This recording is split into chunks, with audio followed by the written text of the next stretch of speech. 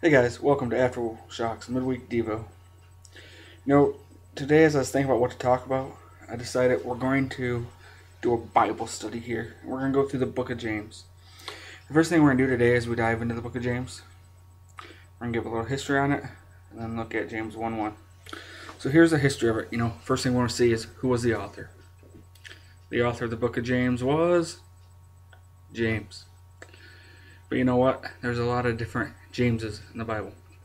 So it's important to figure out which one this was. And this was James, the half-brother of Jesus. So a side note here, what I find really amazing about this is that we read in John 7:5 that his own brothers didn't even believe him. So the fact that James later on did believe, which was after Christ appeared to him in 1 Corinthians 15:7.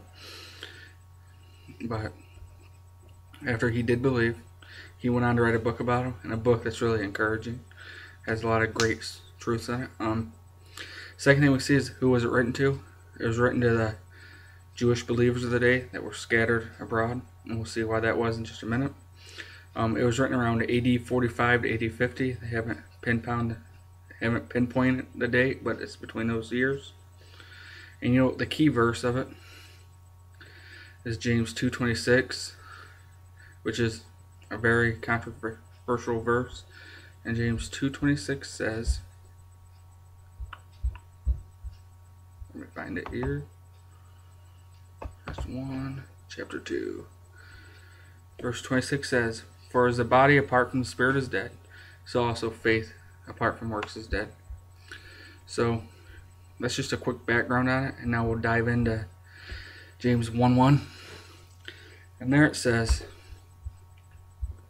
I should have stayed there, huh? James, a servant of God and of the Lord Jesus Christ, to the 12 tribes in the dispersion, greetings. Doesn't seem like there's a whole lot there. Just a couple things we want to look at today. First of all, how did James describe himself? James, a servant of God and of the Lord Jesus Christ. He saw himself as a servant. He's Jesus' brother, and he knows Jesus is the Messiah now. Has that belief in him. How easy would it have been for him to stand up? I'm Jesus' brother. Do what I say. Do this, do that. You do it. I don't need to. I'm his brother. Been pretty easy, right?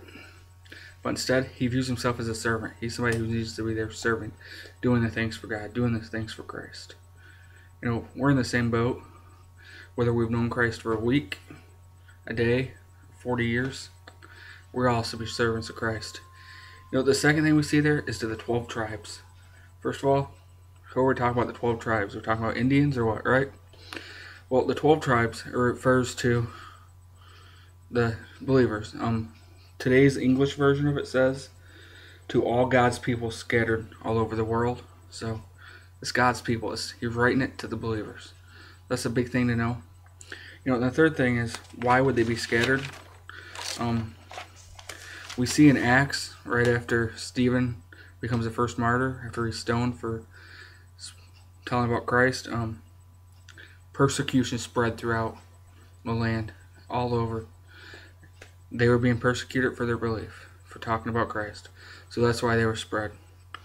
And as we look at this, we've looked at one verse, saw three things. What can we learn from James here? What can we learn from the Bible here? What can we learn from James 1:1? The first thing I see is James, like I said, he could have been a person who wanted to be puffed up. Jesus is my half-brother. Yeah.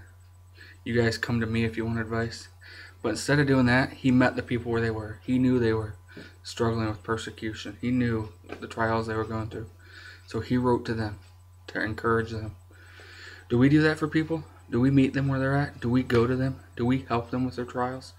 Or do we wait until they come to us? We need to be a people who goes out and helps people in need. People who will meet them where they're at. And the other thing we see is that he loved them like Jesus. Here it is. He's one of the founders of the early church. He could have hit him up with what the doctrine should have been, what this should have been, church bylaws. But instead, he encouraged them. He knew what they needed. He gave them what they needed. He loved them like Jesus. He didn't get down on them for faith possibly wavering during trials. He encouraged them not to let that happen. So, go out this week and just meet people where they are and love them like Jesus. Have a great week.